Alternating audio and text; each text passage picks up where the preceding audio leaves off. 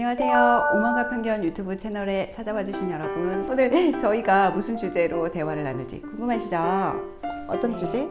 근데 오늘 주제에 들어가기 전에 되게 특별하게 보이는 뭔가 이 책을 한 권을 발견했어요. 이 책에 대해서 좀 우리 연변호사님 설명을 좀 해주시겠어요? 이거 자랑하려고 들고 나왔는데요. 이거 보이십니까? 오만과 편견입니다. 제가 중학교 시절에 집이 가난해서 읽고 싶은 만큼 책을 못 읽었는데 사촌 언니 집에 갔더니 이렇게 두꺼운 정장책 있잖아요. 이게 있는 거예요. 내가 좋아하는 오만과 편견이 이렇게 두꺼운 책이었어? 그래서 원래 시리즈로 쭉 꽂혀 있어야 멋있는 이 전집책 중에 한 권, 옛날 전집 아시죠? 박스도 있는 한 권을 이모한테 쫄라서 빌렸습니다. 이 책 보시면 심지어 새로 버전입니다. 중학생이 읽기에 굉장히 두껍고 어려운 책이었지만 저 너무 재밌게 읽고 사실 돌려줘야 되는데 아직까지 사촌 언니가 계속 그때 당시에 달라고 했는데 한 번만 더 보고 돌려줘야지. 그래서 못 돌려드리고 언니들은 이미 시집가고 책은 아마 다 폐기가 되었을 것 같은데 저는 아직도 못 버렸어요. 사실 그때 그 시절의 추억이 생각나서 제가 오명과 편견이라는 채널을 만들면서 다시 찾아서 또 가지고 왔습니다. 자랑하려고요. 너무 놀랐어요. 이 세로로 써 있는 책은 진짜 오랜만인 것 같아요. 저희 집에도 이런 정장 하드커버로 된 전집이 있었는데 가로줄이었거든요. 제가 그때 생각했던 그 마음을 가지고 이 채널명 정할 때도 사실 마음이 두근거렸는데 그런 순수한 마음들이 다시 이 채널을 운영하면서 우리 방송을 통해서 여러분들께 전해졌으면 좋겠다는 바람을 가지고 오늘 주제에 들어가 보겠습니다. 오늘 주제는 전총님이 저한테 이 프로 좀 봐봐. 재밌어. 그러고 보내주셨는데 오늘은 우리부터라는 프로 보고 깜짝 놀랐던 그 프로에 대해서 좀 얘기해 볼까요? 우리는 오늘부터 아니에요? 우리는 오늘부터예요. 그래요. 우리는 오늘부터.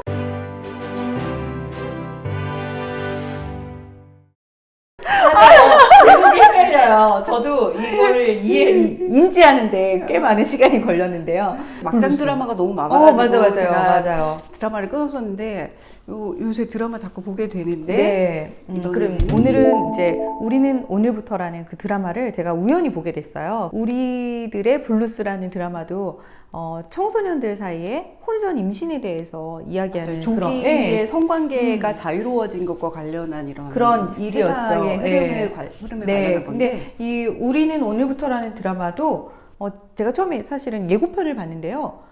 혼전 순결이라는 단어가 이렇게 처음에 나오더라고요. 근데 이제 그거를 보면서 드라마에 대한 호기심이 생겼고 그래서 이렇게 드라마를 보게 됐는데 사실 어떻게 보면 막장 드라마에 가까워요. 근데 너무 재밌더라고요. 너무 재밌어서 사실 한편으로는 욕하면서 보는 마음이 힘들었어요. 그래서 우리 연 변호사님한테도 제가 소개를 해드렸거든요. 연 변호사님 어떻게 보셨어요?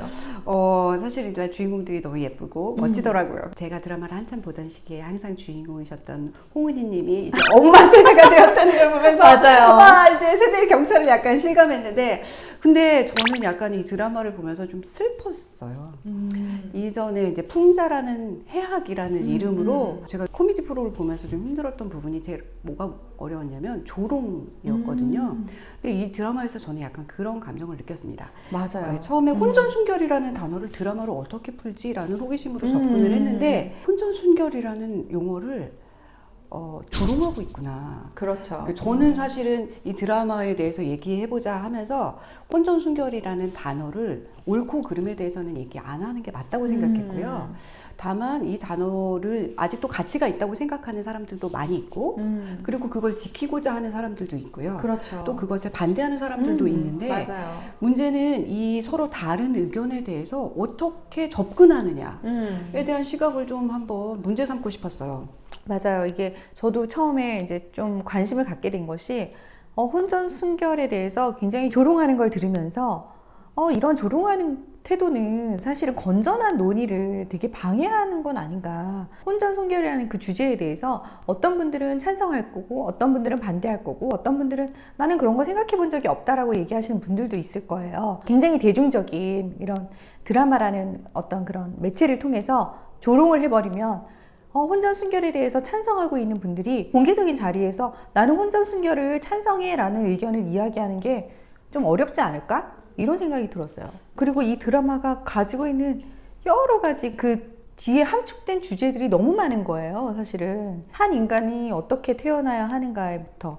예를 들어서 지금같이 뭐 인공수정에 의해서 엄마도 아닌 사람의 뱃속에서 생명이 태어나고 이런 어떤 과정들이 너무 드라마를 통해서 재미있게 그냥 아주 우리가 상상해서 가능한 일들로 이렇게 보여지지만 사실 지금 우리의 현실은 그 상상을 다 현실로 만들 수 있는 기술과 과학이 그만큼 발달해 있는 시대거든요. 그게 상상에 그냥 그치는 것이 아니라 사실은 그것을 현실화시킬 수 있는 그런 도구들이 다 준비가 되어 있어요. 이것은 우리 사회의 윤리하고도 관련이 있기 때문에 정말 좀 심각하게 진지하게 다루어야 되는 일들인데 이걸 너무 코믹하게 다루다 보니까 진지한 태도를 가지고 있는 사람들이 조롱받는 것 같은 그런 저는 느낌도 받았거든요. 네, 맞아요. 이 맨 처음에 저 잘못 시술한 의사 있잖아요. 굉장한 생명윤리법 위반입니다. 그렇죠. 범죄자죠. 사실 이 정자나 난자, 수정란 요 하나하나가 생명윤리법이라는 법에 의해서 엄격하게 관리가 되어야 되는데 산부인과에서는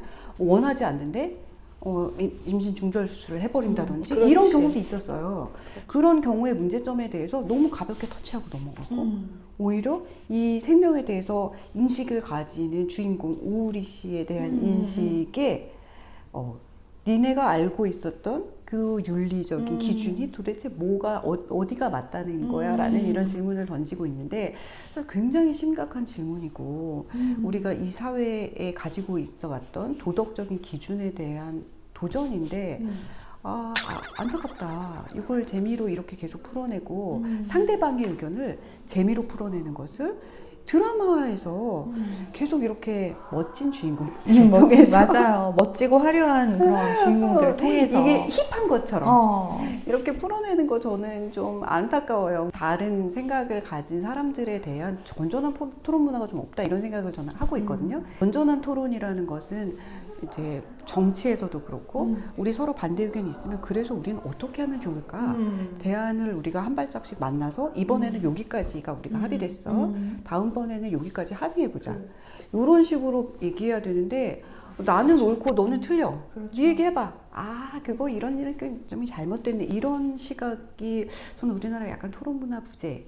그렇죠. 그렇다는 드라마에서도 생각이 그런 들어요. 시각이 보이는 거죠. 뭔가 건강한 대안을 찾기 위한 어떤 그런 탐색의 과정이 아니라 그냥 나는 나의 주장을 하고 너는 너의 주장을 하고 이게 둘이 상충됐을 때 그냥 평행선처럼 달려가서 결국 어떻게 해결되지 않는 그런 갈등과 생각의 차이가 전혀 해결되지 않고 합의점이 없이 그냥 이렇게 평행선으로 나란히 가는 어떤 그런 구도의 우리의 토론의 어떤 문화라든지 그런 것들이 드라마에도 그대로 반영이 되어 있는 건 아닌가 이런 생각이 들었고 미디어가 가지고 있는 힘이 굉장히 큰데 이게 지금 점점 그 재미를 추구하고 또 그 오락성 때문에 시청자들을 끌어모으고 또 그것을 통해서 수익을 얻고 또 화려하고 아름답게 이렇게 그려지는 것이 전 굉장히 우려가 돼요. 가족들과 함께 이 드라마를 보시는 또 다운받아서 보시는 이제 젊은 여성분들한테 영향을 줄 것이다 라는 생각이 들어서 정말 너무 마음이 아픕니다.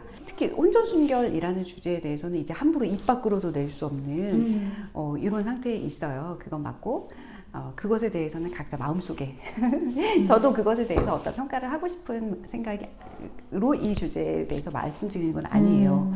그러나 이제 우리가 반대 의견을 가진 사람을 어떤 식으로 대하고 포용하느냐라는 얘기를 드리고 싶었고 이 드라마가 재미있게 보시되 던지는 질문들 그 대사들의 함축된 의미들에 대해서 드라마를 보시면서 좀 생각해 보시고 나와 다른 의견을 가진 사람에 대해서 저런 식으로 재밌잖아 너는 왜 안 웃니? 라고 말하는 문화에 젖어 있는 건 아닐까?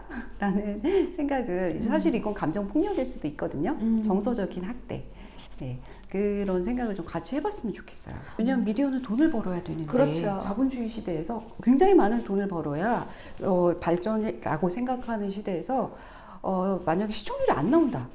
그러면 이렇게 유명한 연예인들을 써서 이렇게 드라마를 찍지 않겠죠. 그렇죠. 그래서 우리가 내가 옳다고 믿는 것이 있다면 나와 다른 것에 대해서 포용하는 자세로 볼 것인지 수용하지 않는 자세로 볼 것인지 또한 본인이 결정해야 되는 시기에 있다고 생각해요. 그래서 미디어를 개선하는 것도 결국 미디어의 논에 잘못됐다라는 지적뿐 아니라 우리 시청자 개개인이 내가 거부할 수 있는 권리 그렇죠. 또한 이런 걸 행사함으로써 지켜줄 수 있다고 생각합니다. 맞아요, 네. 맞아요. 내가 시청자로서 당연히 누려야 될 권리가 있어요. 근데 어떤 TV에서 방송하는 프로그램들이 내 가치와 너무 맞지 않고 또 그것이 사회에 미치는 영향력에 대해서 생각했을 때 이것이 옳지 않다라는 판단이 들었을 때는 저는 권익센터에다가 이렇게 청원을 넣기도 하거든요.